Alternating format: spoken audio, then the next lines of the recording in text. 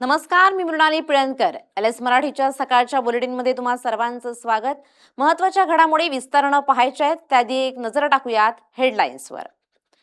मतदारसंघ पुनर्रचना विधेयकासाठी हालचाली वाढल्या. सरकार मोठ्या निर्णयाच्या तयारीत. पावसाळी अधिवेशन 13 ऑगस्टला संपणार. अधिवेशनानंतर काही दिवसांनी विशेष अधिवेशन घेण्याची शक्यता. शिंदेंचं संपूर्ण सरकारच बेकायदेशीर. 2014 आणि 2019ची निवडणूकही चुकीची. कपिल सिब्बल यांच्या युक्तिवादानं बाजी पलटणार का याकडे लक्ष. उद्धव ठाकरे यांनी कल्याण कोर्टात व्हिडिओ कॉन्फरन्सिंगद्वारे नोंदवला जबाब. गेल्या 17 वर्षांपासून कल्याण कोर्टात खटला सुरू. वसंत डावखरे यांनी पोलिसात केली होती तक्रार दाखल. जळगावमध्ये चारित्र्याच्या संशयातून पतीकडून पत्नीला जिवंत जाळण्याचा प्रयत्न. पत्नीच्या अंगावर दारू ओतून पेटवलं. महिलेवर रुग्णालयात उपचार सुरू. मेटाचा माफीनामा. मार्क झुकरबर्गनं चुका कबूल केल्या. बाल लैंगिक शोषणाच्या जाहिराती डीप फेकसह अन्य त्रुटींसाठी दिलगिरी व्यक्त केल्याची माहिती. आता बातमी आहे डिलिमिटेशन संदर्भात. मतदारसंघ पुनर्रचना विधेयकासाठी हालचाली वाढल्याच्या पाहायला मिळत आहेत.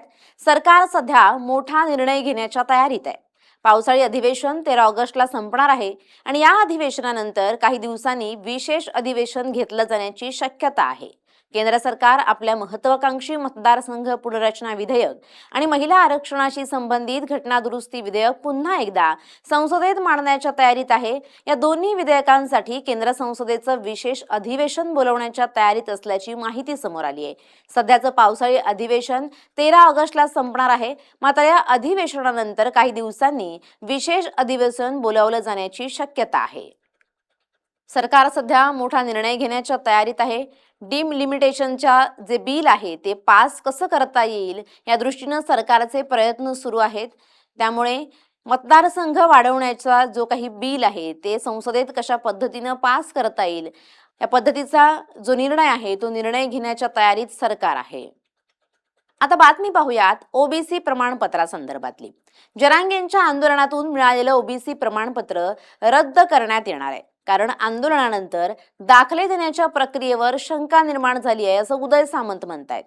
या सगळ्या ज्या काही घडामोडी घडतायत त्या संदर्भात सर्वांशी चर्चा करून मार्ग काढणार असं आश्वासन उदय सामंत यांनी दिलंय. यावर जास्त बोलणं योग्य नाही. प्रकरणाची चौकशी करून मी माहिती घेतो आणि त्यानंतर बोलतो अशी प्रतिक्रिया उदय सामंत यांनी दिली आहे. मी परवा देखील सांगितलं की माननीय शिंदे साहेबांच्या नेतृत्वाखाली जो 4-4.5 वर्षापूर्वी उठाव झाला या संदर्भातले सगळे योग्य ते कागदपत्र आमचे वकील महोदय सुप्रीम कोर्टामध्ये मांडतील, युक्तिवाद करतील आणि त्याच्यानंतर आम्हाला योग्य तो न्याय सर्वोच्च न्यायालय देईल याची आम्हाला पूर्ण खात्री आहे. भाजपाचे नेते चौधरी त्यांचे ऑडिओ क्लिप व्हायरल होती. तुमच्याबद्दल देखील त्याच्यामध्ये काही अपशब्द वापरलेले कोण चौधरी आहेत? कुठले तरी सिंधुदुर्गात. त्याला ओळखतो कोण? ते सिंधुदुर्गातले नाही आहेत. ते सिंधुदुर्गातले नाहीत. ते इकडच्या कुठेतरी उत्तर महाराष्ट्रातले कुठेतरी आहेत आणि त्यांना ओळखतो कोण. ते आधी त्यांची ती कथित म्हणून आम्ही तुमच्याकडनं ऐकलेलं आहे. त्याच्यामुळं ती आधी योग्य आहे की अयोग्य आहे ती तपासण्यासाठी देखील मी पोलीस स्टेशनला अर्ज दाखल करणार आहे, पोलीस स्टेशनला दाखल करणार आहे आणि त्या दोघांमधलं जर संवाद खरा असेल तर तरी पत्रकार परिषद घेऊन सांगायला पाहिजे ना. हा कसला खेळ आहे मागणं? हा राजकारणातलं जर खरं असेल तर तुम्ही म्हणताय कथित असेल तर प्रश्नच मिटला. त्यांनी आज काहीतरी कोण तो चौधरी आहे त्यांनी आज काहीतरी प्रेस कॉन्फरन्स घेऊन सांगितलं की ते AI न केलेलं आहे, ते असं केलेलं आहे, ते तसं केलेलं आहे. ते सगळं पोलीस आता शोधून काढतील. हा नवीन कुठचा ब्लॅकमेलिंगचा धंदा कोणी काढलाय हे देखील आपल्याला कळेल. आणि माझ्या बाबतीमध्ये जे काय बोललं गेलेलं आहे, मला 25 वर्ष महाराष्ट्र ओळखतो, माझा मतदारसंघ ओळखतो आणि मी काय असं 2-4 हजार. लातूर महापालिकेत राडा झाल्याचं पाहायला मिळालं आणि यावेळी भाजप आक्रमक झाली. विकास कामं बाजूला सारून पुतळ्यांवरून राजकारण रंगलं. सत्ताधारी काँग्रेस विरोधात भाजपनं महापालिकेतच ठिय्या आंदोलन केलं. कचरा, पाणी, रस्त्याचे जे काही प्रश्न आहेत ते यामुळे ऐरणीवर आले. सत्ताधारी काँग्रेस आहे ती चर्चेला टाळाटाळ केल्याचा आरोप करत भाजपनं महापालिकेत जोरदार घोषणाबाजी केली. हे आदरणीय चाकूरकर साहेबांच्या पुतळ्या संदर्भात विषय आजच्या विषयपत्रिकेवरती होता आणि चर्चा होणार होती. परंतु सगळे 28 विषय जे काही विषयपत्रिकेवर होते त्यांनी ते वाचून लगेच सगळे ठराव मंजूर करून सभा तहकूब केली. 5 मिनिटात जीबी संपली आणि त्याच्यात हा महत्वाचा विषय होता की आदरणीय चाकूरकर साहेबांचा पुतळा हा महापालिकेच्या आवारामध्ये झाला पाहिजे अशी घोषणा आदरणीय मुख्यमंत्री देवेंद्र फडणवीस साहेबांनी केली होती. त्याला लागणारा खर्च सुद्धा देऊ असं त्यांनी आश्वासन केलं होतं. आज फक्त ठराव मंजूर करून त्यांच्याकडे पाठवायचा होता, तो पुतळा उभा झाला असता आणि आपल्या लातूरचे भूमिपुत्र आदरणीय चाकूरकर साहेबांना एक सन्मान म्हणून, एक वंदन म्हणून आपण त्या ठिकाणी करू शकलो असतो. परंतु तिथं काँग्रेस पक्षाने खोडसाळपणा केला आणि महापालिकेच्या आवारात न करता एका ग्रीन बेल्ट मध्ये छोट्याशा तिथं आदर्श कॉलनीमध्ये उभं करू असा प्रस्ताव आणला आणि एक त्यांचा अपमान करण्याचा त्या ठिकाणी प्रयत्न काँग्रेस पक्षाच्या वतीनं तिथं झाला. दुसरा महत्वाचा विषय 75 कोटी पुतळ्याचा जो विषय, जी मूळ संकल्पना भारतीय जनता पक्षाची आहे, तिथं सुद्धा रखडण्याचं काम त्यांच्या माध्यमातून झालंय. वर्क ऑर्डर झालेली आहे, त्याच्यासाठी दौरे काढले जात आहेत आणि म्हणून ह्या सगळ्या विषयांचा निषेध भारतीय जनता पक्ष करते. आज आम्ही सर्व विरोधी पक्ष नेते आणि इतर गट नेते आणि सर्व सन्माननीय सदस्य आजच्या झालेल्या मनमानी कारभाराच्या विरोधामध्ये आम्ही इथं पत्रकार परिषद घेतली, त्याचा निषेध व्यक्त केला आणि उद्या लातूर शहर जिल्ह्याच्या माध्यमातून भारतीय जनता पार्टीच्या माध्यमातून एक मोठं आंदोलन स्थानिक आमदारांच्या मनमानी महापालिकेच्या कारभाराच्या विरोधात आम्ही करणार. अकोल्यात मराठी शाळा वाचवण्यासाठी मनसे आक्रमक झालीय. अकोला महापालिकेवर मनसेनं जोरदार आंदोलन केलं. प्रशासनानं तात्काळ लक्ष द्यावं अशी मागणी मनसेनं केली आहे. नाहीतर अकोल्यात फिरणं कठीण करू असा इशारा देखील मनसेनं दिलाय.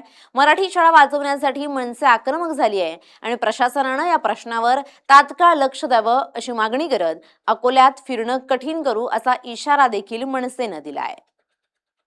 आम्ही मराठी शाळा बंद होऊ नये याकरिता महापालिकेला वारंवार विनंती करून सुद्धा लहान मुलांच्या मराठी शाळेत पिण्याच्या पाण्याची व्यवस्था आज रोजी पर्यंत यांनी केली नाही. स्वर्गीय बाळासाहेब ठाकरे अभियान या अंतर्गत दरवर्षी 2.5 कोटीचा निधी शालेय विद्यार्थ्यांकरिता व मराठी शाळेकरिता येते. अकोला महापालिका तो निधी खर्चही करत नाही व तो निधी जमा झाल्यावर वेगळ्याच कारणासाठी खर्च करते. त्यामुळे मराठी शाळेला फार गळती लागली आहे. त्याआधी शाळेला गळती लागून शाळा बंद होत आहे. शाळा बंद झाल्यावर त्या जागा विकून महापालिका धनाढ्य लोकांना देत आहे व बिल्डरांना देत आहे. त्याकरिता महाराष्ट्र नवनिर्माण सेनेने आजपासून आम्ही आंदोलन करून या आयुक्ताला सडो की पळो करून सोडू, त्याकरिता आज रोजी ठिय्या आंदोलन केले आहे. यानंतर जर आमच्या आंदोलनानंतर आयुक्तांनी कोणताही व अकोला महापालिकेच्या पदाधिकारी कोणताही प्रतिसाद जर दिला नाही तर यांना अकोल्यात फिरणे आम्ही महाराष्ट्र नवनिर्माण सेनेच्या वतीने मुश्किल करू. आता पाहूयात वेगवान घडामोडी. मनोज जरांगे पाटलांविषयी सोशल मीडियावर आक्षेपार्ह पोस्ट. सातारा शहरात संबंधितांविरोधात गुन्हा दाखल. प्रकरणाकडे मराठा समाजाचं विशेष लक्ष असल्याची माहिती. सोलापुरात राष्ट्रवादीकडून काँग्रेस भवनाबाहेर निदर्शनं. कार्यकर्त्यांकडून जोरदार घोषणाबाजी. सपकाळे यांचा फोटो हातात धरून जोरदार घोषणाबाजी. भाजपच्या जुन्या नेते पदाधिकाऱ्यांनी 30 वर्षात पक्षवाढीसाठी काय योगदान दिलं? भारतीय जनता पार्टीच्या अंतर्गत वादावर आमदार राणा पाटील यांच्या पत्नी अर्चना पाटलांचं वक्तव्य. सोशल मीडियावरील आरोपानंतर युवराज भदाने आक्रमक. उच्च न्यायालयात कंटेम्प्टचा इशारा. खासदार श्रीकांत शिंदे यांच्या भेटीचा फोटो व्हायरल. बलात्काराचा खोटा आरोप. पुण्याच्या जुन्नरमध्ये अतिवृष्टीमुळे भीमा नदीला पूर. नदीवरील 4 बंधारे धोक्यात. शेतीचं नुकसानग्रस्त भरपाईची मागणी. पुणे मुंबई यशवंतराव चव्हाण द्रुतगती मार्गावर निसर्ग सोहळ्याचा अद्भुत अनुभव. मुसळधार पावसामुळे सह्याद्रीच्या पर्वतरांगा हिरवागार शालू पांघरून सजल्या. जळगावच्या शिरसोली येथील चांदरभरी पाझर तलावात बुडून तरुणाचा मृत्यू. ऋषिकेश उत्तम कचरे असं मयत तरुणाचं नाव. 1.5 वर्षापूर्वीच झाला होता विवाह. साताऱ्यात मोटारसायकलवरून महिलांच्या गळ्यातील सोन्याचं मंगळसूत्र जबरदस्तीने हिसकावून पसार झालेल्या चोरट्याला अटक. 12,75,000 मुद्देमाल जप्त झाल्याची माहिती. कोल्हापुरातील सेंट झेवियर चौकात अपघात. 4 चाकीनं दुचाकी स्वाराला उडवलं. अपघातात महिला गंभीर जखमी. दुचाकी आणि कारचं मोठ्या प्रमाणात नुकसान झाल्याची माहिती. नाशिकच्या लासलगावमध्ये वडापावच्या दुकानाला आग. आगीमध्ये दुकान जळून खाक. आगीचं कारण मात्र अद्याप अस्पष्ट. या होत्या आताच्या घडीच्या काही महत्त्वाच्या बातम्या. अशाच महत्त्वाच्या बातम्यांसाठी तुम्ही पाहत रहा LS मराठी.